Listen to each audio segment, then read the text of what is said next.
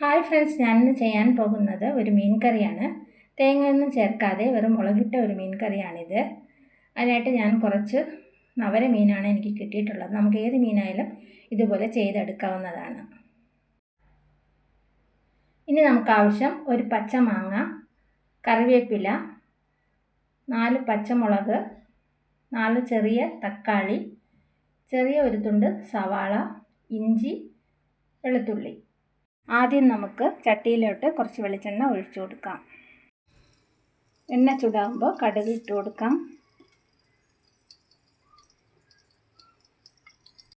കടുകെല്ലാം പൊട്ടി തുടങ്ങുമ്പോൾ നമുക്ക് കുറച്ച് ഉലുവ കൂടി ചേർത്ത് കൊടുക്കാം.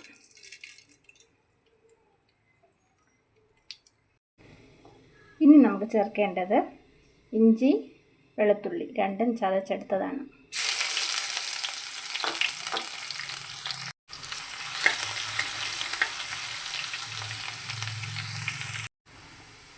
കൂടെ തന്നെ നമ്മൾ അരിഞ്ഞു വെച്ചിരിക്കുന്ന ഒരു പകുതി സവാള കൂടി ചേർത്ത് കൊടുക്കാം. ഒന്ന് വഴറ്റി കൊടുക്കാം.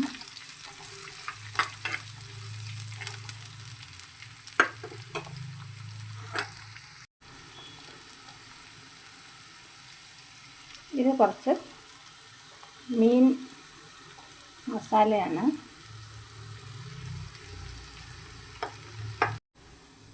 മീൻ കറി മസാലയാണ് ഞാനിപ്പോൾ ചേർത്ത് കൊടുത്തിട്ടുള്ളത്. അതിനോടൊപ്പം 1 സ്പൂൺ കാശ്മീരി ചില്ലി പൗഡറും 1 സ്പൂൺ നമ്മുടെ മല്ലിപ്പൊടിയും ചേർത്ത് കൊടുത്തിട്ടുണ്ട്. നമുക്കതൊന്ന് എണ്ണയിൽ തന്നെ നന്നായിട്ടൊന്ന് മൂപ്പിച്ചെടുക്കണം.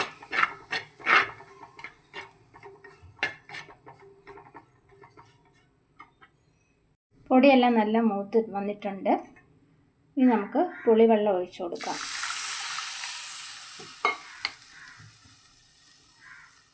പുളിവെള്ളത്തോടൊപ്പം തന്നെ നമുക്ക് കുറച്ച് സാദാ വെള്ളം കൂടി ഒഴിച്ചു കൊടുക്കാം.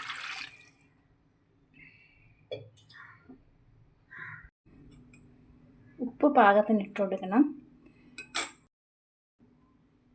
മഞ്ഞൾപ്പൊടി കൂടി ചേർത്ത് കൊടുക്കാം. ഇനി നമ്മൾ അരിഞ്ഞു വെച്ചിരിക്കുന്ന പച്ചമാങ്ങയും തക്കാളിയും കൂടെ ചേർത്ത് കൊടുക്കാം. അതിനോടൊപ്പം തന്നെ 2 പഴുത്ത മുളകും പച്ചമുളകും എടുത്തിട്ടുണ്ട്, അതുകൂടി ഇട്ട് കൊടുക്കാം. മുറിച്ചിടുന്നില്ല, അങ്ങനെ ഇടുകയാണ്.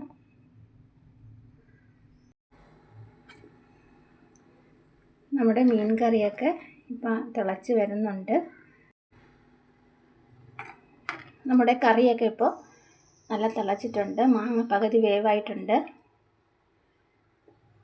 നമുക്കിപ്പോൾ ഞാൻ കറിക്ക് കൊഴുപ്പ് കിട്ടാൻ വേണ്ടിയിട്ട് 1 സ്പൂൺ അരിപ്പൊടി കുറച്ച് വെള്ളത്തിൽ ചേർത്തിട്ടുണ്ട്, അതുകൂടി ഒഴിച്ചു കൊടുക്കാം. അപ്പോൾ കറി നമുക്ക് കുറച്ച് തിക്കായിട്ട് കിട്ടും. ഇനി ഒന്നുകൂടി തിളച്ച ശേഷം നമുക്ക് മീൻ ഇട്ട് കൊടുക്കാം. ഇപ്പോൾ നമ്മുടെ കറി കുറച്ച് തിക്കായിട്ട് വന്നിട്ടുണ്ട്. ഇനി നമുക്ക് മീൻ ചേർത്ത് കൊടുക്കാം.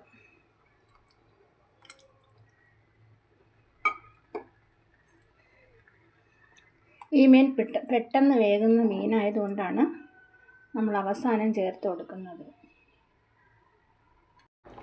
നമ്മുടെ മീൻ കറിയൊക്കെ ഇപ്പോൾ റെഡിയായി വരുന്നുണ്ട്. നമുക്ക് കുറച്ച് കറിവേപ്പില കൂടി ചേർത്ത് കൊടുക്കാം.